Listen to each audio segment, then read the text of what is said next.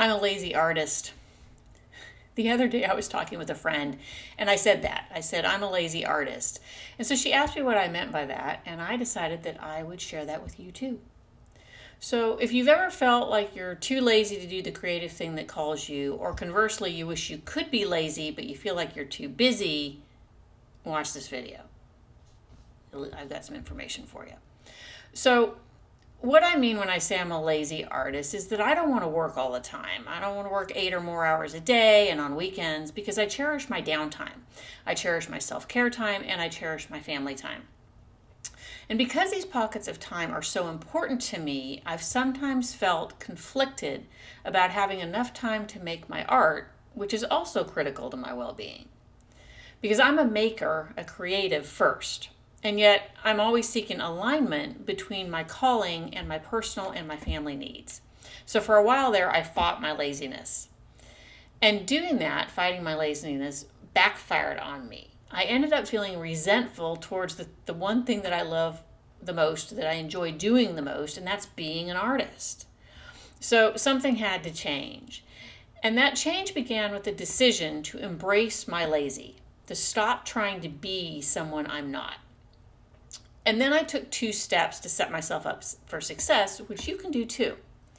And those steps are: 1, give yourself permission to be yourself. And 2, put systems and structures in place that allow you to be productive and proactive. So the first step to success as a lazy creative is to give yourself permission to be yourself. And here's what this looks like for me. So I'm a slow mover in the morning, and I always have been. But I was pushing myself as an artist and creativity trainer to get up and get moving as if I still had a corporate job. So I was forcing myself to get up earlier than I like, around 4:30 in the morning, to rush through my shower, to shovel down my breakfast, and to be at my desk or in my studio by around 7 a.m. And this left me no time for self-care, which for me is journaling, meditation, and exercise. All of which I know I've got to do at the start of my day, or it is not going to happen. So after deciding to embrace my lazy, I gave myself permission to be myself. So now I get up at 6 a.m. and I journal for 20 minutes. I eat breakfast and catch up on social media and email while I'm doing that. I meditate for about 10 minutes, and then I go for a 2-mile walk. When I get home, I shower, and then I start my workday around 9:30 in the morning.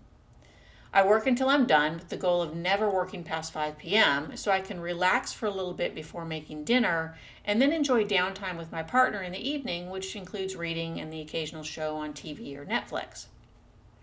So your permission is going to look different than mine, but you'll need to get clear on what's important to you so you can choose what your lazy looks like. The second step is to put systems and structure in place so you can be your most productive and proactive in the time you have available to you. So giving yourself permission to be yourself is important, but to pull it off, the systems and structures piece is critical. So for as long as I can remember, I've been able to complete my work in less time than others, and my results were always stellar, so it wasn't like I was cutting corners when I was working in corporate. What that meant, though, was that I was able to accomplish more in 4 to 6 hours than others did in 8.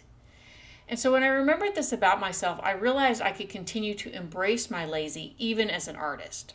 So all I needed to do was set up systems and structure, much like I'd done throughout my corporate career. Because just because you've got a boss and you got to go to work doesn't mean you can't structure your own day for the most part, right? Maybe you got to work it around meetings, but you can still put systems and structures in place that allow you to get your job done in less time.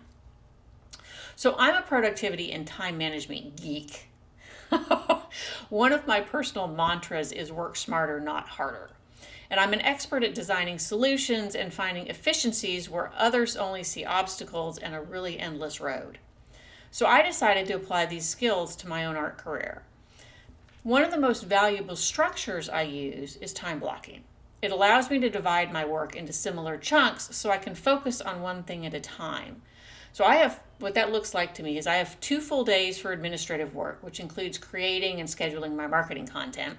And then I have 3 full days for making art in my studio, which is glorious. By using time blocking, the pressure fell away to do all the things on all the days. So now, if I want to make art on a Saturday or a Sunday, I do it for the joy of it, not because I didn't have time during the week, which was what was kind of happening before. And one of the most valuable systems I use is a task app. I use Todoist. I've tried others. I like Todoist best for me. And what I do with Todoist is I dump every single to-do that pops into my head into that app. And then each week I go through it, and I've got it organized into work segments. And I schedule my work for each day of the following week. So I don't have to think about what I'm going to do on a given day or what topic I'm going to even write about for my weekly article, because I've stored it all in Todoist. My lazy artist brain is free to be creative because it's not loaded down with tasks and projects. So these are just 2 examples of the systems and structures I use. I use plenty more, and then there are loads more out there to choose from, which means what I use might not be right for you. So to wrap this up today, again, I'm a lazy artist, but by granting myself permission to be myself and then putting systems and structures in place that allow me to be my most productive, proactive, and creative, I've found success. So if this is something that calls to you, I can help, because I work with people just like you who feel too lazy to do the creative thing that calls, or conversely, you feel too busy. So I work with you to grant yourself permission to be yourself, and then I train you on the systems and structures that'll be most effective for your situation.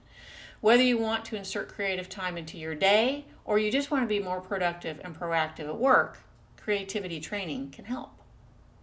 So if you could use help to embrace your lazy, get in touch and we'll set up time to talk about what I call the Hilary method, which is my process to help you become more productive and proactive so you can be more creative.